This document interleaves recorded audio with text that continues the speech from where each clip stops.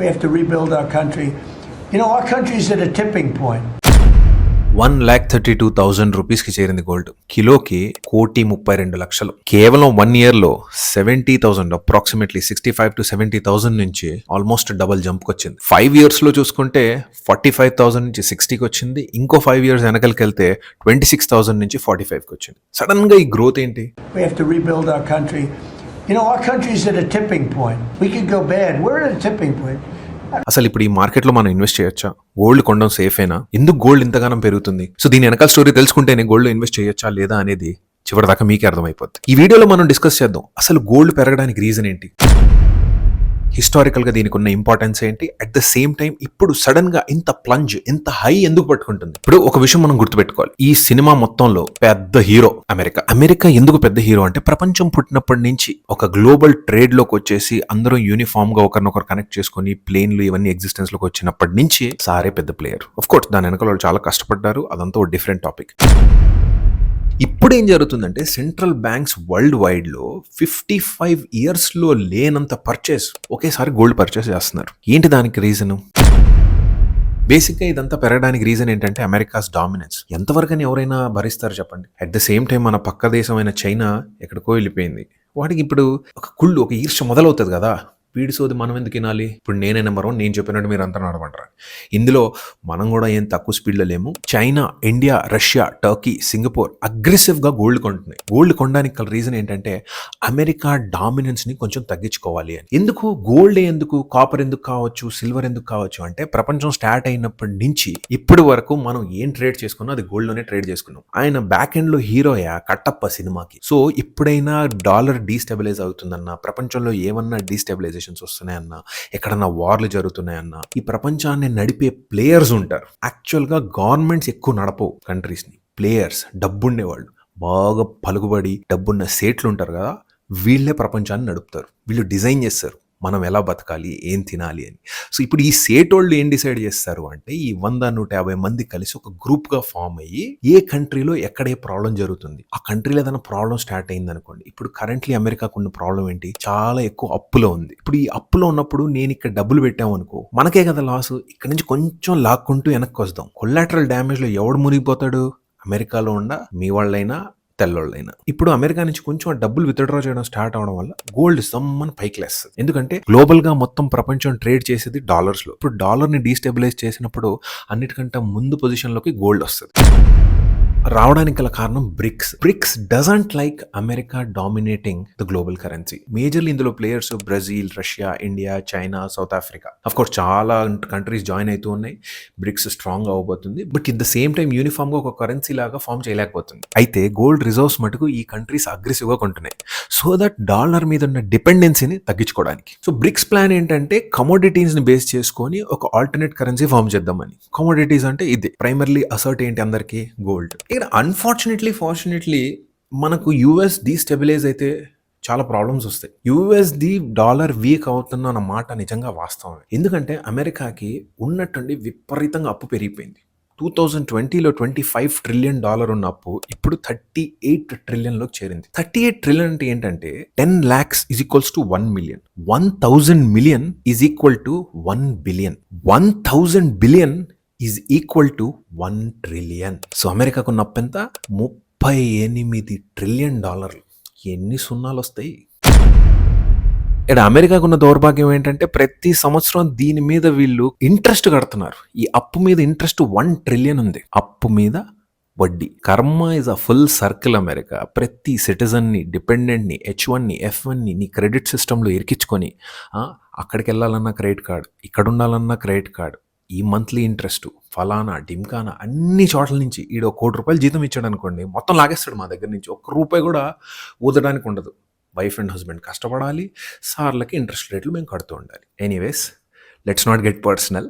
Coming back to the finances and the golds growth. అది అంటారు కదా, దరిద్రం అంటుకుంటే ఇంక వదలదని. వీళ్ళకి బ్యాడ్ లక్ అనండి కరోనా రావడం. కరోనా వచ్చినప్పుడు విపరీతంగా అన్ని బిజినెసెస్ స్టాప్ అయిపోయి వీళ్ళు ఏం చేశారు, దాన్ని కౌంటర్ చేసుకోవడానికి డాలర్స్ ప్రింట్ చేయడం స్టార్ట్ చేశారు. ఇది కొత్త కాదు. 2008 ఫైనాన్షియల్ రెసెషన్ వచ్చినప్పుడు కూడా సారోళ్ళు చేసింది ఇదే. ప్రతి దానికి మీరు ఎందుకు ఇలా చేస్తున్నారని ప్రెస్ క్వశ్చన్ అడిగితే నేనేమన్నారో తెలుసా? We're United States of America, for God damn it, we know how to handle it. చెయ్యి మరి. ఇప్పుడు వీళ్ళకి ఎంతున్న ప్రాబ్లం ఏంటి? అమెరికాలో ఉండే వాళ్ళకి రిటైర్మెంట్ ఫండ్ అనేది గవర్నమెంట్ మ్యాండేటరీగా ఇస్తుంది. 401k ఐఆర్ఎస్లోనే ఒక సబ్ డిపార్ట్మెంట్. 401k దాంట్లో ఒక అకౌంట్ ఓపెన్ చేసి దాంట్లో మీ రిటైర్మెంట్ ఫండ్ వేసుకుంటూ వెళ్తారు. నువ్వు 60కి వచ్చాక నీకు ఆ డబ్బులు చేతికి ఇస్తాను, నువ్వు ఖర్చులు పెట్టుకో, రిటైర్మెంట్ అయిపోద్ది కదా. అక్కడ 15 సంవత్సరాలు వచ్చాక పిల్లల్ని బయటికి దోహేస్తారు.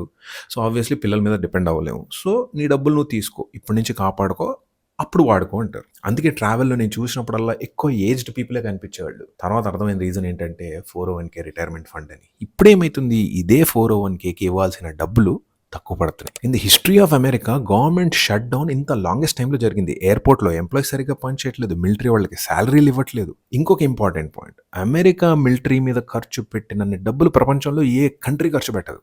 వీళ్ళకు స్టైల్ ఉంది.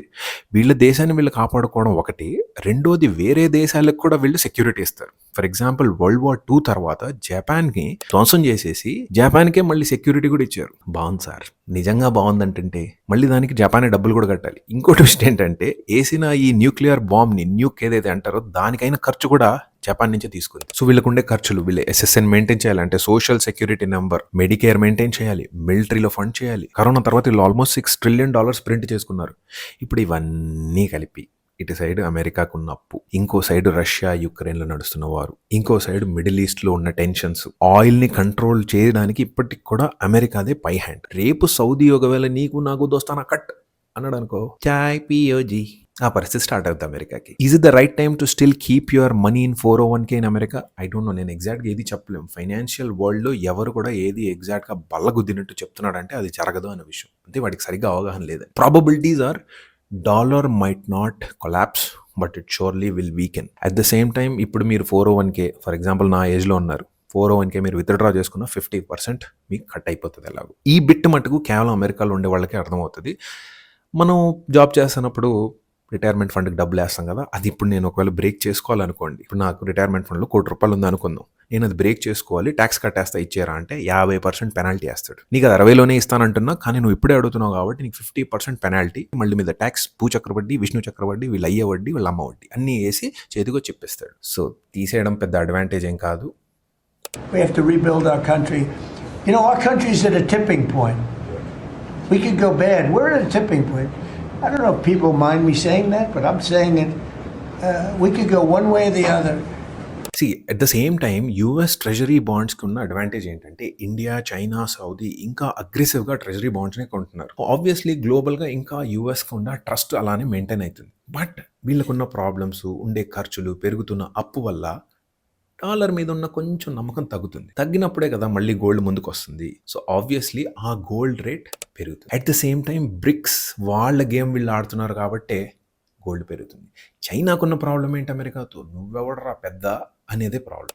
ఎందుకంటే వాడు గ్లోబల్గా ఎక్స్పోర్టర్, వాడు మ్యానుఫ్యాక్చర్ చేసినంత చెత్తా చెదారం మంచి చెడు ఎవడు చేయలేడు. సో అన్నిట్లో నేనే ఉన్నప్పుడు నీ సోదేంటి, ఇప్పుడు నేను నెంబర్ 1 అవ్వాలంటాడు. సో అందుకే China is dumping some of it's treasury bonds అని కూడా మధ్యలో న్యూస్ వచ్చింది. ఫ్యాక్చువల్గా ఏం జరుగుతుందో to the point exactly government reveal చేస్తేనే మనం కూడా చెప్పగలుగుతాం. ఇప్పుడు మీకు అనిపిస్తుండొచ్చు ఏదైనా మొత్తం యూఎస్ కొలాప్స్ అయిపోద్దా, ఇలాంటి సిచ్యువేషన్లోనే అమెరికాని నేను అప్రిషియేట్ చేస్తాను. పాయింట్ ఈస్ 100 సంవత్సరాల ముందు ఆయిల్ బయటపడినప్పుడు this is the next big thing in the world అని అందరికి అర్థమైపోయింది. ఎందుకంటే ఆయిల్ వల్లనే బండ్లు నడుస్తున్నాయి, ఎక్స్పోర్ట్, కార్గో ఇవన్నీ ఈజీగా అవుతున్నాయి.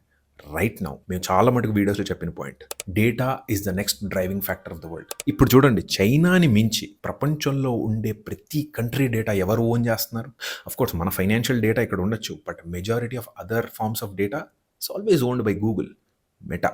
ఎన్ని కోట్లాది రూపాయలు పెట్టి వీళ్ళు డేటా సెంటర్స్ పెడతారు. డేటా సెంటర్ అంటే ఏమని చెప్పండి, మనం ఎప్పుడో సంవత్సరాల క్రితం చేసిన చాటు, ఇంకొన్ని సంవత్సరాల క్రితం తీసిన ఫోటోలు టకటకా డౌన్లోడ్ అవుతున్నాయి క్లౌడ్ నుంచి అంటే అది డేటా సెంటర్ వల్ల. ఆ డేటా సెంటర్ మెయింటైన్ చేయడానికి కోట్లాది రూపాయలు ఖర్చు పెడతారు. కొన్ని లక్షల కిలోవాట్ల ఎలక్ట్రిసిటీ బర్న్ అవుతుంది. దాన్ని ఎయిర్ కండిషన్లో పెడతారు, దానికి చిన్న భిన్న టెక్నీషియన్లు పెడతారు, టైం టు టైం రిపేర్ చేస్తారు. సో ఈ డేటా ఇప్పుడు అమెరికా దగ్గరే ఉంది. సో ఇప్పుడు అమెరికా అగ్రెసివ్గా పుష్ చేస్తుంది ఏంటి, AI అండ్ ఇట్స్ ఇన్నోవేషన్స్.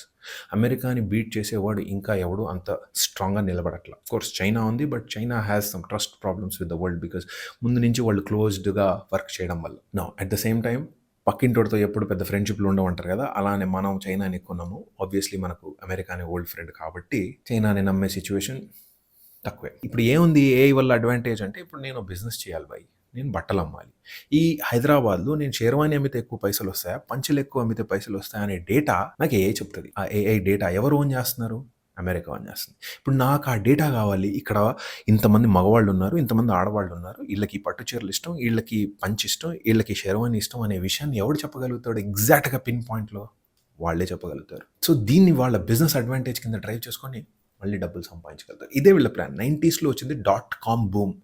మనకు తెలిసిన వాళ్ళు, పక్కింటి వాళ్ళు, ఇంకెవరో దూర బంధువులు 90స్లో అమెరికాకి వెళ్ళి .comలో చాలా సంపాదించారు అన్నారు కదా. ఇప్పుడు అమెరికా ఎక్స్పెక్ట్ చేస్తుంది కూడా ఇదే. Next big thing is the AI and the money it will earn out of it. For that it will go to any extent. చూస్తూ ఎవడన్నా కంట్రీ పడిపోతుంటే ఊరుకుంటాడా? వాళ్ళకి మామూలుగానే పొగరెక్కువ. ఇప్పుడు నేను గోల్డ్లో ఇన్వెస్ట్ చేయమంటారా గురుగారు? నేనేం చెప్పా, ఎందుకు పడుతుందో చెప్పా. ఇప్పటి వరకు పడచ్చు, మళ్ళీ అమెరికా గట్టిగా నిలబడాలి, వార్ సాగాలి, బ్రిక్స్ కలెక్టివ్గా అన్ని కంట్రీస్ ఒక కరెన్సీలోకి రావాలి, ఇవన్నీ అయ్యేపోయే పనులాగా మీకు అనిపిస్తూ ఉంటే చేయొద్దు ఇన్వెస్ట్. లేదు ఇదేదో మోకైపోయి చౌకా కొట్టే సిచ్యువేషన్ లాగా ఉంది, మనం కొట్టేద్దాం, కొంచెం పెట్టుకుందాం బ్లాక్ అండ్లో అంటే it's the right time to invest. So నా మాట విని ఏ డెసిషన్ తీసుకోవద్దు, ఎవరి మాట విని ఏ డెసిషన్ తీసుకోవద్దు. ఎప్పటికి కూడా బ్యాక్ అండ్ సోర్సెస్ మీరు చెక్ చేసుకోవాలి. ప్రతి మనిషికి 6th సెన్స్, ఒక ఇంట్యూషన్ అనేది ఉంటుంది. నా ఇన్ఫర్మేషన్ని బేస్ చేసుకొని మీకు ఏదైనా కరెక్ట్ అనిపిస్తుంది అంటే గో ఫర్ ఇట్. నేను ఒకటి అబ్జర్వ్ చేశాను, నా వీడియోస్లో వచ్చే కామెంట్స్ ఇన్బాక్సెస్లో ప్రతి దానికి బ్లాక్ అండ్ వైట్లో ఆన్సర్ ఇవ్వమంటారు. For example previous insurance video బాగా వైరల్ అయింది. సో ఇన్సూరెన్స్ వీడియోస్ మీద ఏదో ఒకటి చెప్పండి. చెప్పలేము, దాన్ని డిజైన్ చేసిన విధానం అది. దాని మీద మళ్ళీ డీటెయిల్గా ఒక వీడియో చేస్తున్నాం. దీని గురించి స్టెప్ బై స్టెప్ మళ్ళీ మాట్లాడతా. సో ఇది ఇన్వెస్ట్మెంట్స్ అయినా, పోర్ట్ఫోలియో అయినా, స్టాక్ మార్కెట్ అయినా, గోల్డ్ అయినా, ఇన్సూరెన్స్ అయినా, ఏ డెసిషన్ అయినా మీకు మీరే తీసుకోవాలి. Life is not black and white, తెలుపు నలుపు కాదు, మధ్యలో ఉండే గ్రేనే. తెలుపు నలుపులో భార్యతోనే సరిగా మాట్లాడలేని లోకం మంది. మరి ఎవడైనా వచ్చి మీకు ఇదిగో ఇది బాగుంటుంది, ఈ నల్లది తీసుకో, ఇది బాగుంటుంది, తెల్లది తీసుకో చెప్పడం రైట్ అంటారా? రేపు అది ఏమన్నా అయిపోతే I don't want to be the responsible head of it. I hope you understand the intent of doing this. My intention is to awaken you, inform you and keep you updated. తెల్లోళ్ళు కూడా తెలియాలి కదా మన knowledge ఏంటి అని. Collectively 140 కోట్ల మంది, 100 కోట్ల మంది కూడా నాలెడ్జ్ వచ్చిందనుకో దిశ తిరిగిపోద్ది దేశానికి. Next important point, silver is raising. Is it a right time to invest or not? Follow the link below. We'll keep posting. Thank you for watching. Jai Hind.